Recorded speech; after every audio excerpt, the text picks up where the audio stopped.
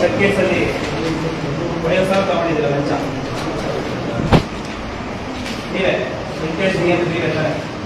ವೆಂಕಟೇಶ್ ದಾಸ್ ದೊಡ್ಡಾಪುರದಲ್ಲಿ ನೀವು ಈ 50,000 ಲಂಚ ತಗೊಂಡಿದ್ದೀರಿ.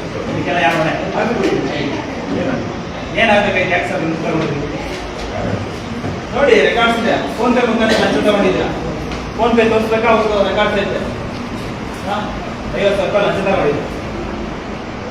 ದೊಡ್ಡ ಅಧಿಕಾರಿ. ನಮ್ಮ ಕರ್ನಾಟಕ ಈ ಭಾರತದಲ್ಲೇ ಪೊಲೀಸ್ ವ್ಯವಸ್ಥೆಯಲ್ಲಿ ಬೆಸ್ಟ್ ಪೊಲೀಸ್ ವ್ಯವಸ್ಥೆ ಇರುತ್ತೆ 2ನೇ ಸ್ಥಾನದಲ್ಲಿ. ಆದ್ರೆ ನಿಮ್ಮ 2023 ತಗೊಂಡಿದ್ದು ತಾಪದಲ್ಲಿ ಲಂಚ ತಗೊಂಡಿದ್ದ 50,000 ರೂಪಾಯಿ ಲಂಚ. ಸಹಾಯ ಬರ್ತಲ್ಲ ಮಾತಾಡಿ, ವಾಪಸ್ ಹಾಕಿ. ಇಲ್ಲ ವಾಪಸ್ ಹಾಕಿ.